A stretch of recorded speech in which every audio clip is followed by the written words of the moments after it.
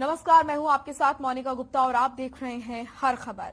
मेरा गांव मेरा देश में आपका स्वागत है। बुलेटिन की शुरुआत करेंगे इस वक्त की बड़ी खबर के साथ। रेवाड़ी से बड़ी खबर है, देह व्यापार का भाटाफोड़ हुआ है। आपको बता दें कि स्पा सेंटर की आड़ में चल रहा था देह व्यापार का धंधा। 4 युवक और 10 युवतियां गिरफ्तार किए गए। इस वक्त की ये बड़ी और अहम जानकारी। रेवाड़ी से देह व्यापार का भाटाफोड़ किया है।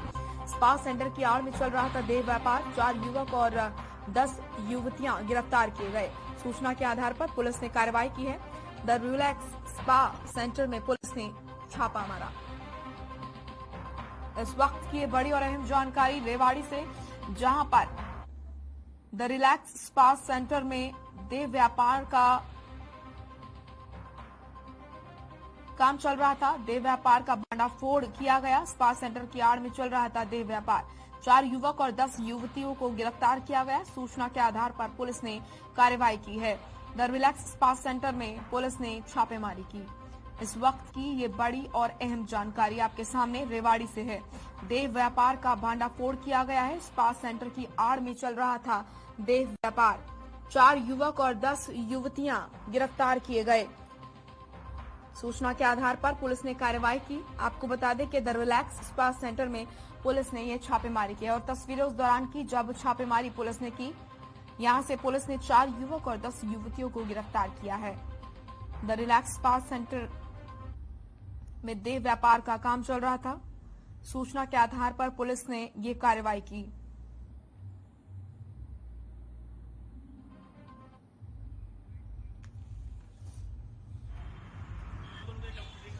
सपा के आड़ में गलत काम करवाया जा रहा है, जिस पे हमने आज पब्लिक के आदमियों से वहाँ पर रेड की। वहाँ पे हमें कुछ ऐसी सामग्री मिली और 7-8-9 लड़कियाँ और 3-4 लड़के मिले, जिनसे पूछताछ जारी है। अभी अभियोग अंकित करके उसमें कार्रवाई करेंगे। जिसमें शामिल जो लोग होगा उस सभी के खिलाफ कार्रवाई करेंगे सबके।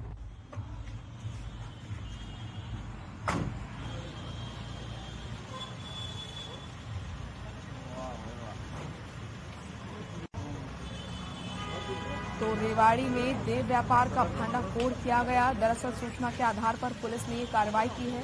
द रिलैक्स स्पा सेंटर में पुलिस ने छापेमारी की।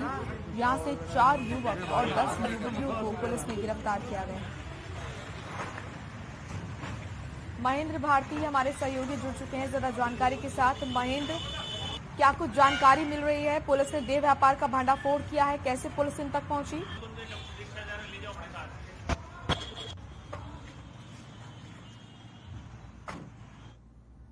जी महेंद्र, आप तक आवाज पहुंच रही है?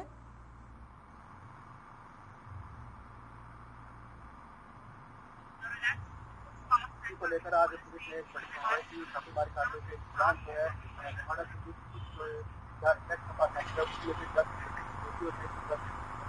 गिरफ्तार किया गया। अब गिरफ्तार करके सभी को स्टेशन के लिए लाया गया और था की जांच है। कहा है कि इन सबकी जांच की जाएगी। जब मामले में होगा तो क्या क्या बातें शामिल की है, सूत्रों के हिसाब से वहाँ मानी जाए तो सर्व नोटिस बोलियां व कॉन्डोम वगैरह बरामद किए गए हैं। यही काफी सबूत है कि ये सपा की आग में व्यापार का धंधा कर रहा था, लेकिन पुलिस अभी इसको पहले से प्रवेश कर रही है। पुलिस यही कह रही है कि दल से सपा के आग में गलत काम हो रहा था, जिसकी सूचना उन्हें लगातार बार बार मिल रही थी और इसी को देखते हुए दूसरे साथ की सूचना मिली तो उन्होंने आज यहाँ रेड के दौरान जो यहाँ से 10 युवकों के साथ 4 लड़कों को गिरफ्तार किया गया है। इस तरह से एक ही नहीं बल्कि बहुत ही मामले शहर में कई अन्य जिसको भी इस तरह के मामले चल रहे हैं। सपा सेक्टर के आग में का हिंसा चल रहा है और जिसको रोकने के लिए प्रशासन भी काफी मशक्कत कर रहा है, लेकिन ये करने वाले जो है बाद में आ रहे हैं। एक के बाद एक ऐसे खिलाफी हो रहे हैं। प्रदेश भर में जिले की बात करें तो पूरे प्रदेश भर में इस तरह के मामले सामने आ रहे हैं। उस पर सरकार गंभीर भी है उसे दुरुस्त करने में, लेकिन इस तरह के जो काम करने वाले हैं वो फिर भी पुलिस को कक्षा देते हुए कार्रवाई करते हैं और पकड़े भी जाते हैं। आज जो पकड़े गए हैं वो इस तरह की घटनाएं वारदातें चल रही हैं। जो स्पा सेंटर चल रहे हैं जिसके अंदर जिस प्रवृत्ति का धंधा किया जा रहा है उन पर कार्रवाई की जाएगी, उनको भी रेड की जाएगी और ऐसे शहर में जो कर रहे हैं उनको रोका जाएगा। लेकिन पुलिस बार बार यही दावे करती रहती है। पिछले एक महीने पहले की बात है कि सेक्टर 5 में जो सपा सेंटर था, उसमें दो पुलिस वालों के साथ भी गिरफ्तार की गई। फिर पुलिस वालों पर भी सपा सेंटर में काम करने वाली लड़कियों ने दुष्कर्म का आरोप लगाया था। पुलिस कर्मचारी गिरफ्तार कर सलाखों के पीछे भी भेज दिया गया है। अभी भी वो मामला चल रहा है और इस तरह के और भी मामले सामने आते रहते हैं समय समय पर। तो पुलिस का यही कहना है कि हम उन्हें सजग करते रहेंगे और इन पर कार्रवाई की जाएगी। जी मोनिका। बिल्कुल महेंद्र, अब तक की पूछताछ में क्या कुछ निकलकर सामने आया है? ये जो भांडाफोड़ हुआ है देह व्यापार का, ये कहाँ पर और इस तरह के नेटवर्क फैले हुए हैं? और ये जो युवक युवतियां हैं, ये कब से यहाँ पर काम कर रहे थे? क्या कुछ और जानकारी मिल रही है? युवतियां जो थी ये यहाँ के नहीं रहने वाले हैं, बाहर के रहने वाले हैं। कि प्रदेश से बाहर की लड़कियों को यहाँ लाकर के स्कूटरोजी का धंधा करवाया जाता है। सपा सेंटर का जो है लाइसेंस लिया जाता है और सपा सेंटर का लाइसेंस लेने के बाद इस तरह से जिस्म फरोशी करते हैं और जिस्म फरोशी आड़ में जो दूसरे व्यापारी हैं वो भी इसमें संलिप्त हो जाते हैं, क्योंकि स्थानीय जो व्यापारी हैं वो अपनी दुकान का फायदा उठाते हैं। उनका ज्यादा रेंट पे अपनी दुकानों को उठाने के लिए ऐसे लोगों को अपनी दुकानें रेंट पर देते हैं जिससे ज्यादा रेवेन्यू हासिल किया जाए। उसी की आड़ में ये जिस्म फरोशी का धंधा चलता है। और आज जो पुलिस ने रेड की है, इसमें से वहाँ से जो गर्भनिरोधक गोलियां, गर्भनिरोधक कॉन्डम भी मिले हैं। तो ये सब साबित करता है कि यहाँ पे जो है जिस्म फरोशी का धंधा चल रहा है। और यहाँ एक घावड़ा चुंगी ही नहीं बल्कि सेक्टर 5 और सेक्टर 4 की मार्केट में भी इस तरह के धंधे चल रहे हैं। और पुलिस का यही कहना है कि समय समय पर हम रेड भी करते हैं, इसके प्रति अगवेयर भी करते हैं और इस तरह से सख्त कदम उठाए जाएंगे ताकि इस तरह से जिस फरोशी करने वालों पर पाबंदी लगाई जा सके। लगातार जारी है पूछताछ हो रही। शुक्रिया आपका महेंद्र, तमाम अपडेट हम तक पहुंचाने के लिए। चलिए अब रुक करेंगे अगली खबर का। चंडीगढ़ में मुख्यमंत्री मनोहर लाल की अध्यक्षता में कैबिनेट की बैठक संपन्न हुई। इस बैठक के दौरान कई अहम मसलों पर चर्चा की गई। बैठक के बाद सीएम मनोहर ने प्रेस कॉन्फ्रेंस करते हुए बताया कि इस बैठक में 28 एजेंडों पर चर्चा की गई। वहीं हरियाणा सरकार के 2022 के बजट सत्र की तारीखों पर मुहर लग गई।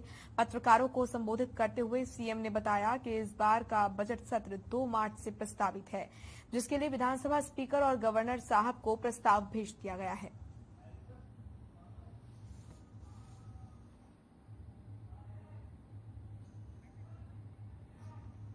तो चंडीगढ़ में मुख्यमंत्री मनोहर लाल की अध्यक्षता में कैबिनेट की बैठक खत्म हुई। इस बैठक के दौरान कई अहम मुद्दों पर चर्चा की गई और बैठक के बाद सीएम मनोहर लाल ने प्रेस कॉन्फ्रेंस करते हुए बताया कि बैठक में 28 एजेंडों पर चर्चा हुई।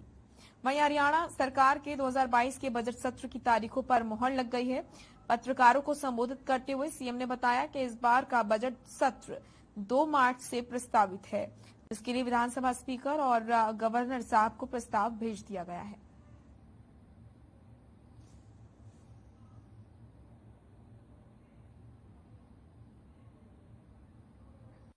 इस नववर्ष 2022 की पहली कैबिनेट मीटिंग हुई है और इसमें कुल मिलाकर 28 एजेंडाज थे जिनके ऊपर चर्चा हुई। उन 28 एजेंडाज के चर्चा के साथ साथ एक बात जो महत्वपूर्ण है, जो आज हमने विचार कर ली है, फाइनल किया है, जिसको कि इस बार का जो बजट सेशन है 2 मार्च से और शुरू करने के लिए प्रस्तावित किया है। हमारी जो ये प्रस्तावना है ये स्पीकर साहब को, गवर्नर साहब को जाएगी, क्योंकि वर्ष का ये पहला सत्र है तो इसमें गवर्नर साहब का भी एड्रेस होता है। राज्यपाल अभिभाषण 2 तारीख को सबसे पहले दिन उन्हीं का अभिभाषण प्रस्तावित है। पंजाब डिस्टिलरी एक्ट है बना हुआ, नियमावली है 1932 की, उसमें कई प्रावधान होते हैं। तो एक प्रावधान आज ये किया गया है कि सभी जो डिस्टिलरीज हैं वो अपनी जो सिपरेट बनाते हैं, शराब बनाते हैं, उसमें कई बार कितनी बनी कितनी नहीं बनी और कई प्रकार की उसमें जो गड़बड़े होने की जो संभावना है उसको दूर करने के लिए उनकी जो निर्माण यानी जो सिपरेट का निर्माण है, वो जो द्रव्यमान प्रवाह जो है उस पर फ्लो मीटर लगाए जाएंगे। फ्लो मीटर लगने के बाद किस फैक्ट्री में कितना उन्होंने तरल पदार्थ वहां से पास किया है उसकी अकाउंटिंग वो एकदम सुनिश्चित हो जाएगी। अर्थात किसी प्रकार की जो चोरी की, गड़बड़ की, इलीगल शराब बेचने की जो संभावनाएं हैं वो सब समाप्त हो जाएंगी। तो ये भी एक प्रावधान इसके लिए किया है। उस पर फ्लो मीटर लगाए जाएंगे। फ्लो मीटर लगने के बाद किस फैक्ट्री में कितना उन्होंने तरल पदार्थ वहां से पास किया है उसकी अकाउंटिंग वो एकदम सुनिश्चित हो जाएगी। अर्थात किसी प्रकार की जो चोरी की, गड़बड़ की, इलीगल शराब बेचने की जो संभावनाएं हैं वो सब समाप्त हो जाएंगी। तो ये भी एक प्रावधान इसके लिए किया है। जैसा केंद्र सरकार ने बहुत से ऐसे पुराने कानून हैं जिनकी आज उपयोगिता नहीं है। वर्षों वर्ष से पुराने एक्ट बने हुए हैं, लेकिन कभी भी किसी सरकार ने आकर के उनको निरस्त नहीं किया। तो ऐसा लॉ कमीशन के यानी संतुति पर हमने भी यहाँ हरियाणा में जो बहुत पुराने एक्ट थे, ऐसे एक्ट्स में से 20 एक्ट को रिपील करने का निर्णय किया है। इसका बिल ये विधानसभा में आएगा। तो 20 जो एक्ट हैं सामान्यतः भूमि से जुड़े हुए कुछ पुराने पंजाब के समय के अधिनियम हैं। पंजाब जिला बोर्ड कर सत्यापन अधिनियम 1927 का है। पंजाब कर्ज माफी अधिनियम 1934 का है। कॉपिंग फीस अधिनियम 1936 का है। Restitution of mortgage lands act 1938 का है। पंजाब जागीर अधिनियम 1941 का है। तो ऐसे बहुत से नियम हैं जो उस समय के पुराने देश की आजादी से पहले के बने हुए, आज इनकी कोई उपयोगिता नहीं रही है। तो लॉ कमीशन की सिफारिश पर उनको समाप्त करने का ये निर्णय लिया है। एक पिछले दिनों में आदि बद्री स्थान पर, आदि बद्री तो नहीं, पंचकुला में किया था, लेकिन जो आदि बद्री स्थान के ऊपर जलाशय बनने वाला है और हिमाचल सरकार की उनके मुख्यमंत्री के साथ हमारा एक समझौता जो हुआ है उस पर हस्ताक्षर हुए हैं, उसकी पुष्टि भी आज मंत्रिमंडल ने कर दी है। फिर एक कानून बहुत समय से पेंडिंग था, उसका विधेयक भी इस बार हम लेकर के आ रहे हैं। उस भी विधानसभा की जो मंजूरी हुई है, हरियाणा गैर कानूनी धर्मांतरण रोकथाम विधेयक 2022, जिसमें इलीगल तरीके से जो धर्मांतरण करने की जितने भी सिलसिले आज तक ध्यान में आए हैं, लालच से, लोभ से, डरा कर, धमका कर, धोखे से, शादी के कारण से, नौकरी का लालच देकर, विदेश भेजने का लालच देकर, पैसा देकर, ऐसे जो धर्मांतरण होते थे उनको किसी भी सूरत में न होने दिया जाए। धर्मांतरण अगर किसी ने करना है तो विलफुली वो पहले डिक्लेयर करेगा, डिप्टी कमिश्नर को अप्लाई करेगा कि मैं अपने सूझबूझ से, अपनी विचारधारा से धर्म परिवर्तन करना चाहता हूं। वो किसी भी एक धर्म को छोड़ के दूसरे में जाता है, उसका भी प्रावधान है। लेकिन बिना इस प्रकार को सूचना दिए बिना अगर शादी जबरदस्ती करता है या कहीं धर्म परिवर्तन किसी लोभ लालच में करता है, बहका कर करता है, तो वो सारा इलीगल होगा। उसकी रोकथाम के लिए ये अधिनियम और विधानसभा में लाया जा रहा है इसमें। तो वहीं गुरुग्राम में सीएम फ्लाइंग और स्वास्थ्य विभाग की टीम एक्शन मोड में नजर आई। आपको बता दें, इसके तहत सीएम फ्लाइंग और स्वास्थ्य विभाग ने एसआर लैब में छापेमारी की।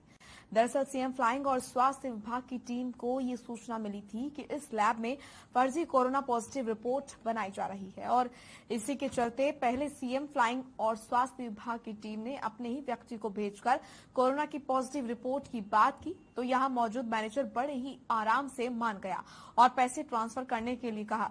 पैसे ट्रांसफर करते ही तुरंत बाद सीएम फ्लाइंग और स्वास्थ्य विभाग की टीम ने छापेमारी की।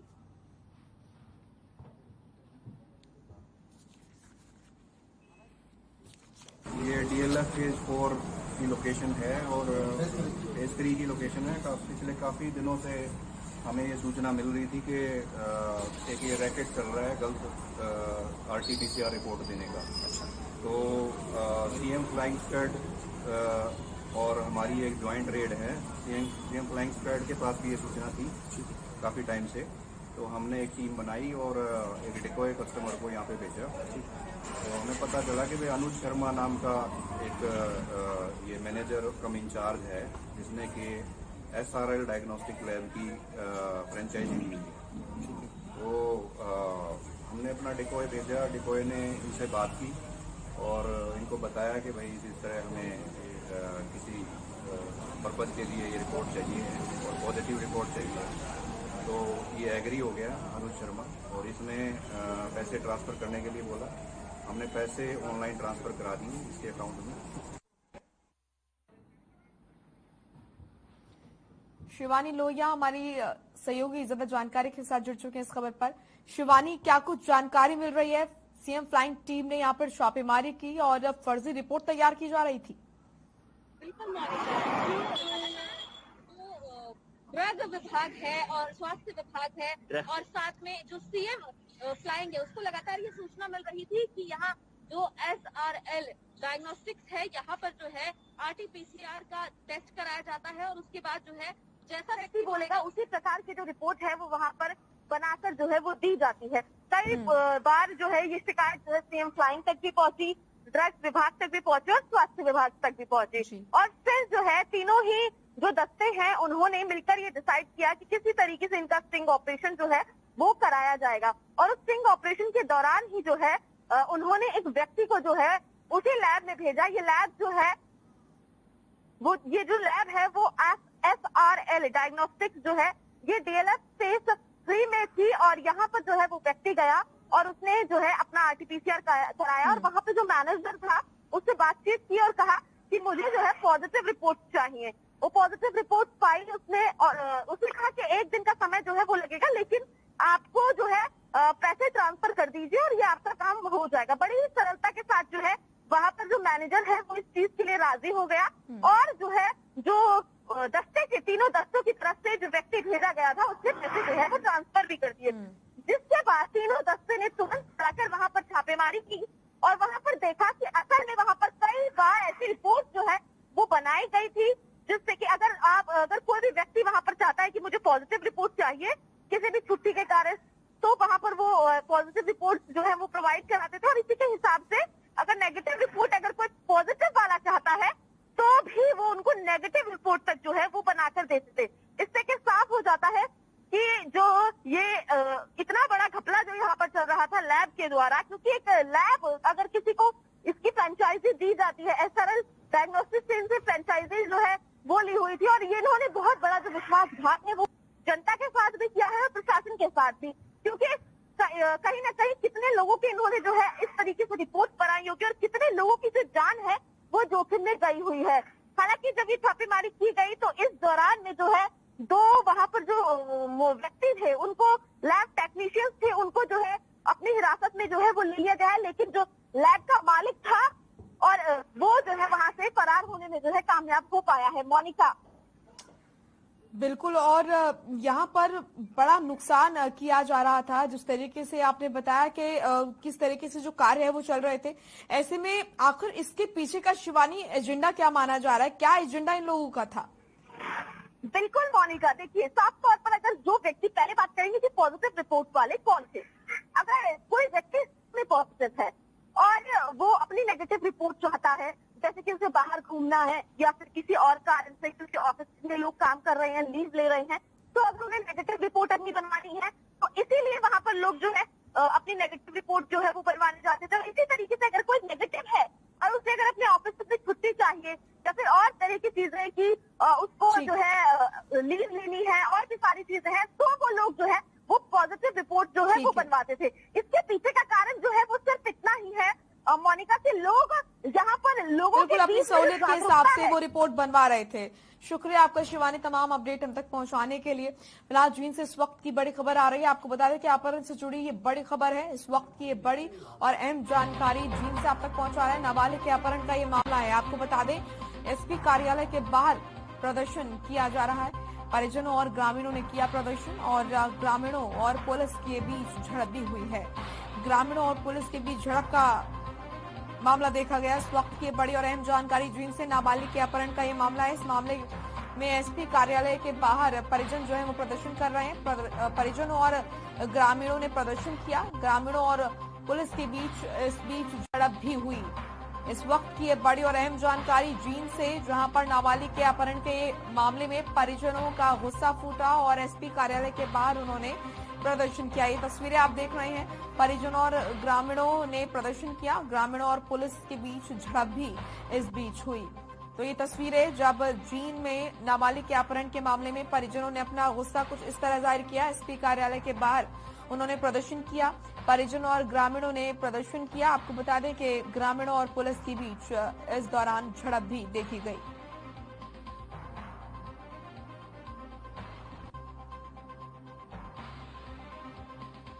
इस वक्त की ये बड़ी और अहम जानकारी आपके सामने। परिजनों और ग्रामीणों ने एसपी कार्यालय के बाहर प्रदर्शन किया। नाबालिग के अपहरण का ये मामला है। परिजनों में गुस्सा है, आक्रोश अपना उन्होंने जाहिर किया। एसपी कार्यालय के बाहर प्रदर्शन उन्होंने किया। परिजनों और ग्रामीणों ने मिलकर प्रदर्शन किया। वहीं आपको बता दें कि ग्रामीणों और पुलिस के बीच इस दौरान झड़प भी हुई।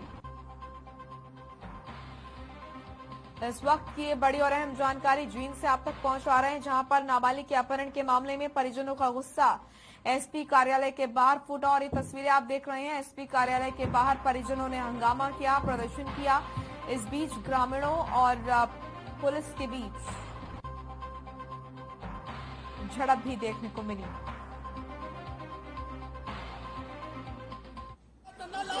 छात्र गांव है, वहाँ की 14-15 साल की लड़की है, 2 तारीख से मिसिंग है। तो उसकी रिपोर्ट थाने में दी गई है, उसकी एफआईआर दर्ज हो गई है और जो पुलिस की टीमें हैं, जो सीआईए में ये केस ट्रांसफर हो चुका है और पुलिस की टीमें उसकी तलाश में लगी हुई है। और अब ये कोशिश कर रहे हैं कि हम एसपी ऑफिस के जो पोर्च है उसके नीचे बैठकर रास्ता बंद करने का इनका प्रयास है और लॉ एंड ऑर्डर की समस्या जो ये क्रिएट कर रहे हैं, इसके लिए हमने इनको समझाया था, भाई आपकी जो कार्रवाई हो रही है और आप ये कदम ना उठाइए। तो इनसे बात की है, इनको कहा है 2 दिन में 4 दिन में आपकी लड़की जो है बरामद हो जाएगी और कानून अपने हाथ में लेने का प्रयास ना करे। अगर ऐसा होगा तो एफआईआर भी होगी और गिरफ्तारियां भी होंगी। कानून अपने हाथ में लेने की किसी को कोई इजाजत नहीं है। 1 लड़का मेरे पड़ोस का था, जग्गा नाम है उसका जी। वो आपस में गाली गुड़ी काट रहे थे। मैं बोला गाली ना काट दो बुरा, अपना घर जा गाली काट दो। वो उस टाइम चले गए। उसके बाद 7, 7:30 का टाइम था, 8 का टाइम था, इतना टाइम था। तेजदार गंडासी गुलू शेर गला गाली गुड़ी काटना क्यों रहा क्या मैं गला नाम लिया, मैं छोटे ठा कर ले जाए। मेरी बहू बोली भीतर चाल तू बात पर खाना पाना रोड़ा ना करे। माँ भीतर बैठ गए, फिर दोबारा फिर कुआड़ा पा कर रुक के रख के मारे, मैं भीतर पक गया जी। अगला दिन 7:30, 8 बजे लड़की को उठा के ले गए फिर। हाँ, अगला दिन जी। चलिए रुक करेंगे इस वक्त की बड़ी खबर का। चंडीगढ़ से बड़ी खबर आ रही है, आपको बता दें कोरोना के मामलों से जुड़ी ये बड़ी खबर। 1 से 9वीं तक के स्कूल खुलेंगे, 10 फरवरी से खुलेंगे प्रदेश में स्कूल। बड़ी खबर, शिक्षा मंत्री कंवरपाल गुर्जर ने दी है जानकारी। कोरोना के मामले कम होने के बाद ये फैसला लिया गया, 10 फरवरी से खुलेंगे प्रदेश में स्कूल। इस वक्त की बड़ी जानकारी, इस वक्त की बड़ी खबर आपको बता दें कि लगातार अभिभावकों की तरफ से और टीचर्स की तरफ से, निजी स्कूलों की तरफ से ये मांग की जा रही थी कि स्कूल खोले जाएं।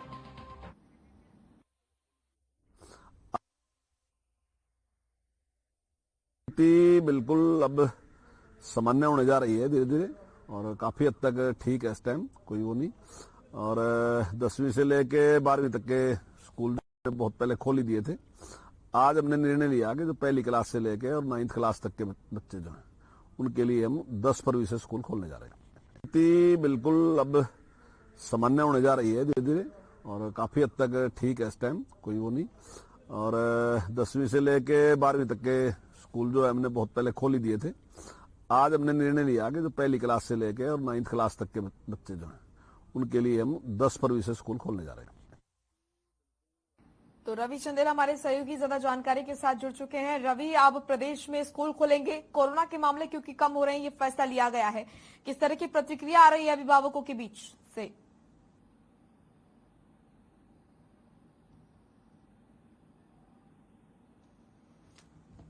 उसके बाद से लगातार सभी अभिभावक और साथ ही साथ स्कूल संचालक जो है वो लगातार ये मांग कर रहे थे कि प्रदेशों में स्कूलों को खोला जाए ताकि जो उनके ऊपर जो आर्थिक दबाव पड़ रहा है उस आर्थिक दबाव से निकला जा सके। इसी को मद्देनजर रखते हुए और दूसरी तरफ जिस तरीके से कोरोना के मामले जो है वो घट चुके हैं प्रदेश के अंदर, काफी लगाम जो है वो कोरोना पे लगाई जा चुकी है, जिसके तहत अब यानी कि 10 फरवरी से जो है वो 1ली कक्षा से लेकर 9वीं कक्षा तक के स्कूल जो है वो खोले जा रहे हैं। इसमें साफ तौर पर कहा गया है शिक्षा मंत्री कंवरपाल गुर्जर द्वारा कि जो अभिभावक जो है अपनी कॉन्सेंट के साथ जो है बच्चों को स्कूल में भेजना चाहते हैं और ऑफलाइन पढ़ाई जो है वो करवाना चाहते हैं वो करवा सकते हैं। और यदि कोई अभिभावक जो है वो अपने बच्चों को ऑनलाइन ही क्लासेस लगवाना चाहता है तो वो वैसे भी लगवा सकता है। और इससे साफ जाहिर होता है कि जिस तरीके से मामलों में कोरोना के मामलों में जो अंकुश लगा है उसके बाद से सरकार द्वारा ये फैसला लिया गया है। साथ ही उन्होंने जो टर्म एंड कंडीशंस रखी हैं, उन्होंने साफ तौर पर कहा है कि जो अभिभावक जो है अपनी कॉन्सेंट के साथ जो है बच्चों को भेजना चाहते हैं स्कूल, वो ऑफलाइन कक्षाएं लगा सकते हैं, और यदि नहीं भेजना चाहते हैं तो ऑनलाइन कक्षाएं जो बदस्तूर तरीके से जिस तरीके से चलती आ रही है उसी तरीके से चलती रहेगी। जी चलिए, शुक्रिया आपका रवि तमाम महत्वपूर्ण जानकारी देने के लिए। चलिए, फिलहाल इस बुलेटिन में इतना ही। आप देखते रहिए हर खबर। नमस्कार। 10 फरवरी से स्कूल